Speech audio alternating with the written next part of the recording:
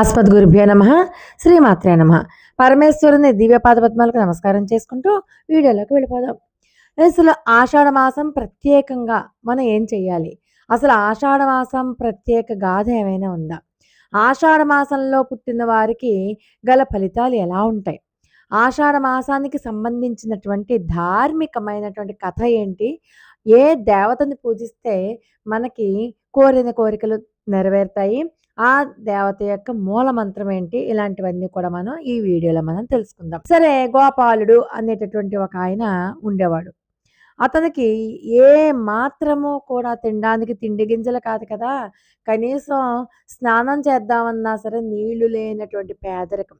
అంతటి కటిక పేదరికం. ఆ గోపాలుడు ఉండే గ్రామం దగ్గరలోనే యమునా తీరం కూడా ఉంది. యమునా నది ఒడ్డునే ఉందన్నమాట ఈ గోపాలుడు ఉండేటటువంటి ఊరు. అయితే ఒక భక్తురాలుని కలుస్తాడు ఒకసారి గోపాలుడు.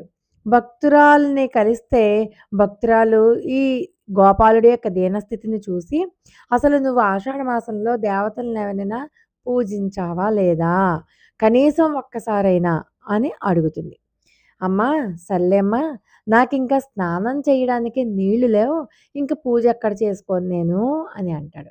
వెంటనే ఆ భక్తురాలు నవ్వి అంటుంది, పరిస్థితులు ఎలా ఉన్నా సరే ఆషాఢ మాసంలో మనసుతో చేసిన ప్రార్థన కూడా అనేక రకాలుగా ఫలిస్తుంది. అది శతగుణంగా అంటే 100 రెట్లు ఫలితాన్ని ఇస్తుంది అని చెప్తుంది ఆమె.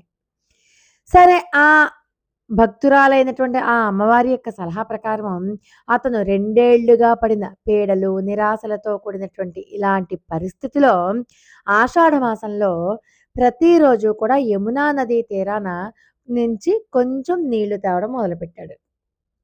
ఒక రాత్రి ఆయనకి కలలో వారాహి అమ్మవారు దర్శనమిచ్చారు.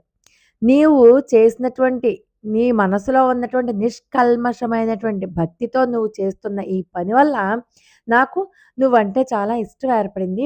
నువ్వు ఇప్పుడు ఆ చెరువు పక్కనే ఉన్నటువంటి చెట్టు ఉంది కదా, ఆ చెట్టు దగ్గరికి వెళ్ళు. అక్కడ నువ్వు నాటినటువంటి తులసి చెట్టు దగ్గర శ్రీహరి విగ్రహం దొరుకుతుంది. అది నువ్వు తెచ్చుకో అని చెప్పడమే కాకుండా తెచ్చుకుని పూజించమని చెప్తారు అమ్మవారు. వెంటనే ఆ కలలో ఉన్నటువంటి ఆ గోపాలుడు దిగ్గున లేచి కూర్చుంటాడు.